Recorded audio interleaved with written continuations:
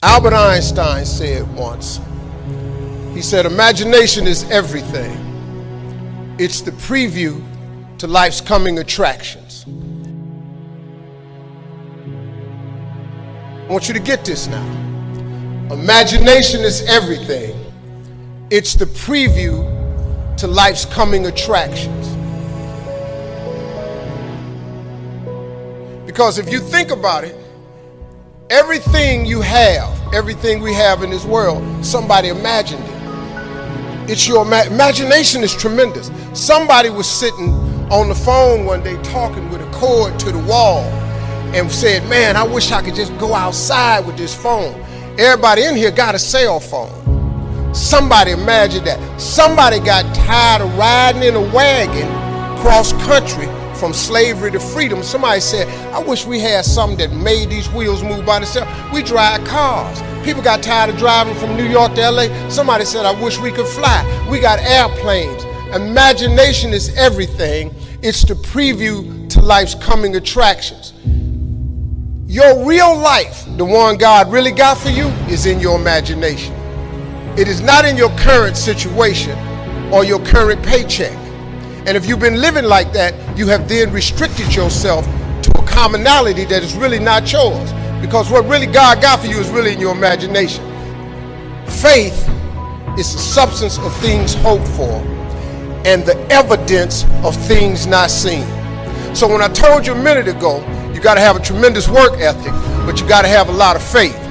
I talk to so many people who get older, like some of us are, and they've lost their faith. Well, faith is really simple. Faith is the substance of things hoped for. All that means is in the beginning, you just hope something pop off. You know, you just kind of hope something happened for you. I was hoping I would get on TV. I wrote it on a piece of paper when I was 10. I want to be on TV. The problem I had when I wrote it at 10 was I suffered from a severe stuttering problem. I could not talk outside of my house. So can you imagine when I wrote on a piece of paper, I want to be on TV, and turned that in? First thing the little boy next to me asked me, he did, well, how long is your TV show gonna be? But when I wrote it on the paper, it wasn't factual. It was just hoping. You just gotta start with the hope. Faith is the substance of things that you hope for. You just hope something, Joe. Then what happened is, through grace and favor, he give you a couple of them things you hope for, and then you're supposed to start believing then. Because now it turns into faith. But if you take this scripture, faith is the substance of things hoped for and the evidence of things not seen. What is the evidence of things not seen? I just told it to you. Albert Einstein said, imagination is everything. It's the preview to life's coming attraction. But guess what? Your imagination really is. It's the evidence of things not seen. Because your imagination, you know why it's the evidence of things not seen? Because you're the only one can see it.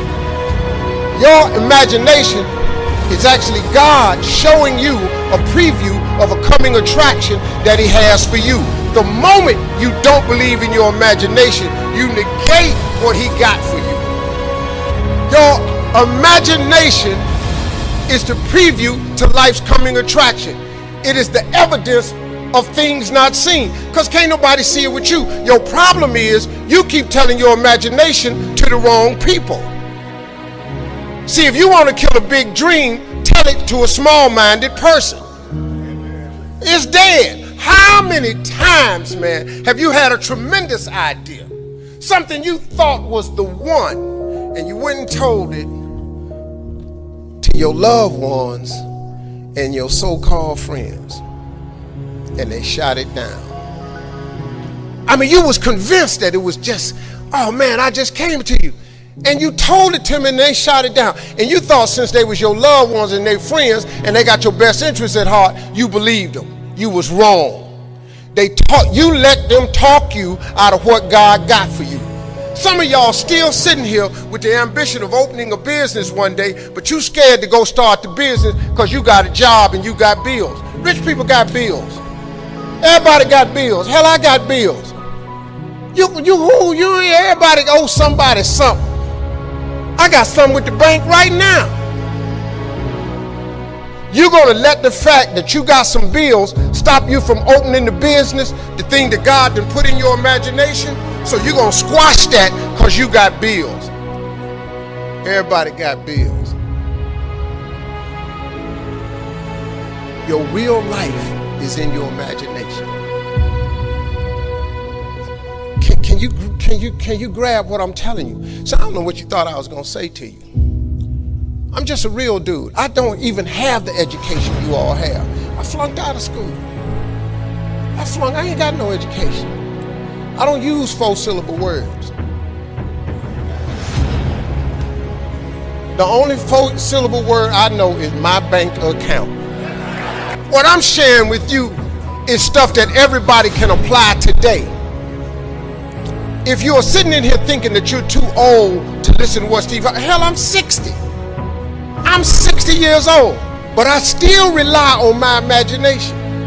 See, if you think you're too old to make it, let me give you a prime example. Colonel Sanders. Colonel Sanders has been frying chicken his whole life. He was telling everybody he had the best chicken in the world. Ain't nobody believe him. They turned him down everywhere. Colonel Sanders didn't get a franchise till he was in his 60s. Kentucky Fried Chicken sell more chicken than anybody in the world today. So if you're sitting there thinking because you got a little gray on you, you too late, as long as God waking you up in the morning, that's the sign that he ain't through with you. So what you tripping for? You sitting up in here like God can't do nothing for you because you 60. Man, you know what I'm asking God for right now? And I'm 60. If you could see my vision board, you would be blown away. Because I got enough right now. I really know. But I ain't in the need business. I'm in the want business. Ain't nothing wrong with wanting something. Quit going down to these churches y'all sitting up in here going down to, keeping you in these little boxes. God got a big life for you. The only person ain't get, look, and I love church. Don't get me wrong, I'm not knocking church. Don't tweet that. Don't. Steve don't care for the church no more. I didn't say that. But don't go down there, memorize all these scriptures, and then don't apply none of them to your life. That's what I'm talking about. Quit going down there just to go and just get a couple of scriptures and apply them to you. Let me give you one that's real simple. See, these principles of success, they've taken all of these scriptures and they put them in books and they call them, Think and Grow Rich by Napoleon Hill, The Magic of Thinking Big by David Schwartz. But everything in there is a scripture. They just reworded it because people don't know how to read the Bible. Like, I can't really read the King James Version. I can't. The smallest scripture I ever read changed my life. The scripture real simple.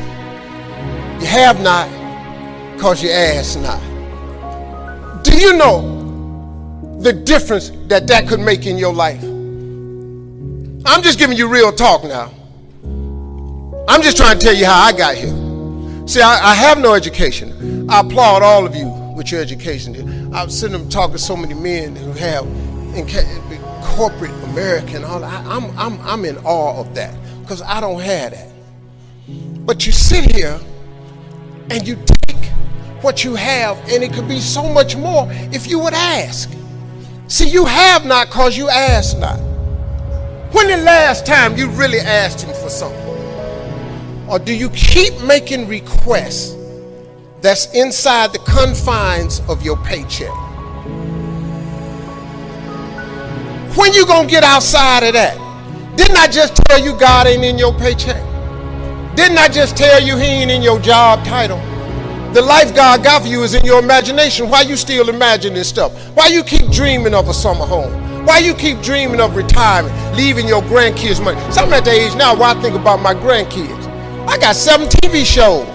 Dog, I only need one. One show pay me enough money. I do not live my life in the confines of what anybody says to me. I let my imagination go, and now imagination is a preview to life's coming attraction. But what that really means is God showing you a preview of what he has for you. So now, if you have not because you ask not, do you understand if you up your ask, he has to up his give? Just period. This is simple stuff that anybody can apply. You ain't even got to have no degree to do this.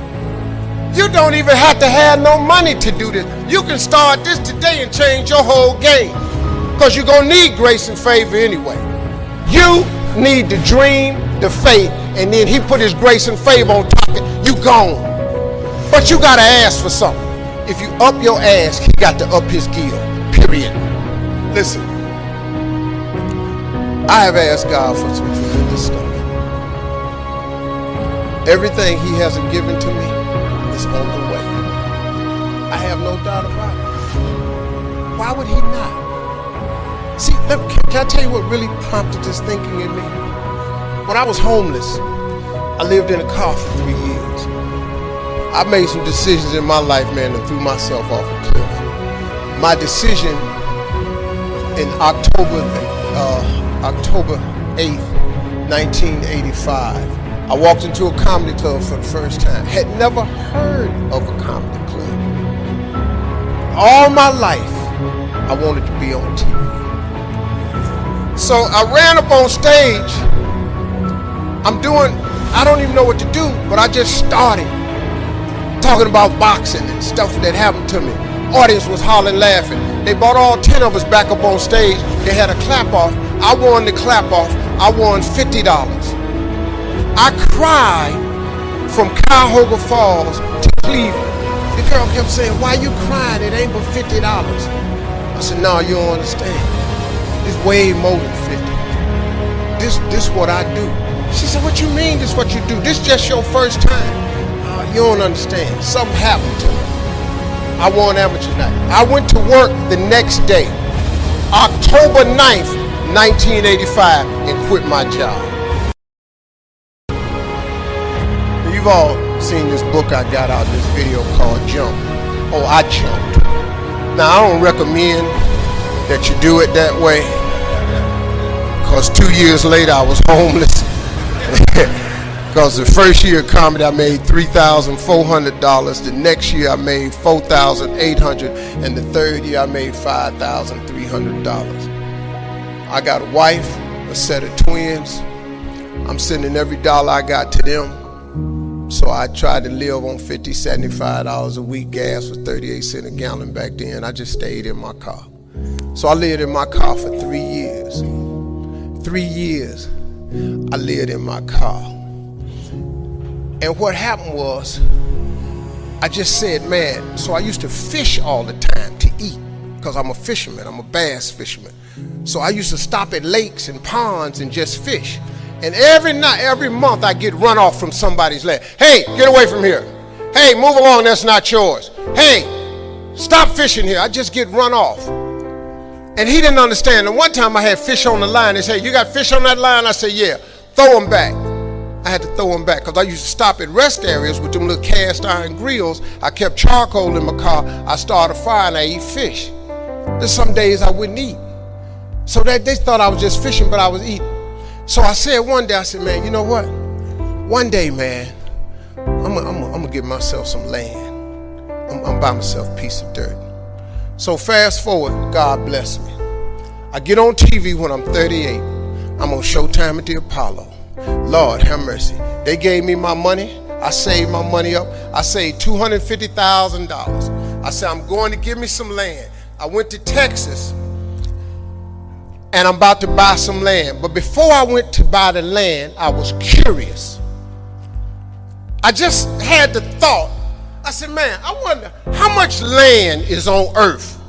How many acres is on earth?" Because you know it's not going to change. You know, God lets you fly. God lets you dive on the water. God don't let you make dirt. Can't make dirt. So I looked it up. It's roughly over, just a little bit over 36 billion acres of land. 36 billion acres of land. So I just got a little bit more curious, and I said, "Well, how many people on earth?" I looked it up, and there's about 6 billion people on earth. So I did some Steve Harvey thinking. I said, okay, if it's 36 billion acres of land and it's about 6 billion people on earth, everybody ought to have 6 acres of land. Not just me, just thinking. So I asked God, could I have 6 acres? That's all I wanted. Because you know the one thing I wanted? I didn't care if I put a house on it or nothing. I just wanted to be a stand somewhere and couldn't nobody run me off. You know, man, I was in a world of hurt. I was so sick of just getting run off, man, every time I stopped somewhere. So I got this money, man. I saved my money. I saved $250,000. I'm going and I'm looking for some land. The first day I get there, I see a piece of land in Texas, so beautiful. I couldn't believe it. Had rolling hills, had a pond on it where I could fish. The dude took me over there. I look at the land, and I'm looking out. I said, man, this is great right here. I said, sir, how much is this right here? He said, well, it's about $600,000. I said, man, I ain't got that kind of money. He said, well, how much do you have? I said, I got $250,000. I said, well, let me think about it, man. He said, let me think about it. And I was standing there, and then I stopped. I said, sir, can I ask you a question, man? How many acres of land is that? He said, this is 6 acres.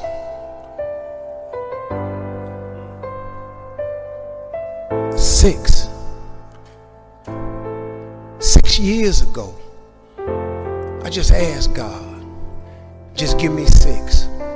See, I didn't want a whole lot of acres. I just wanted my cut. Just give me my 6. And so I said, ain't this crazy? So I thought about it. I said, man, what can we work out? Right before I got ready to say it, the guy that took me over there said, Steve, let me show you something right quick. He took me over to this hillbilly's house. He took me to his house. He said, let me show you something. He took me over and showed me this land, and it was massive. It had 3 lakes on it. It had rolling hills. It had trees. It was unbelievable, man. I said, man, this is incredible.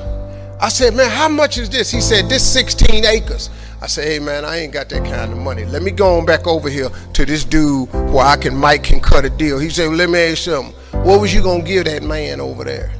I said, well, I hadn't worked it out yet because all I got is $250,000. He said, well, listen, I'm in a little bit of a tight right now. Said, if you can bring me $250,000 cash by tomorrow, I'll give you this 16 acres. I showed up next day, $250,000, 16 acres. See, that's grace and favor right there. That's what that is. So my first piece of land was 250 acres. So I said, man, this is the land that I'm going to save for my family. I'm going to fish on the rest of my life. I'm going to be an old man. So then I got to thinking, I said, hold up, man. You mean you have not because you ask now? I asked for 6 years ago. He showed me 6, but he gave me 16. So I went to God. I said, God, listen to this. I'm from Cleveland. I got a couple partners that's locked up. They probably won't be using they 6. Now, let me tell you something. I'm so busy now, I don't even get to go to that ranch. I never can go. And I thought I was going to be fishing and save it for my kids' rest of life. But God had another plan for me. That's the ranch that I have my mentoring camp on. I bring 1,000 black boys out there with 1,000 single mothers. And that was the purpose of that ranch. I never go there to fish at all. But see, that's what I wanted. I thought that's what it was for. But God got another plan. His way is way bigger than yours. You can't even see his way. But you got to start to hustle. You got to give God something to work with. Look, if you start hustling and grinding, he'll fill it up for you.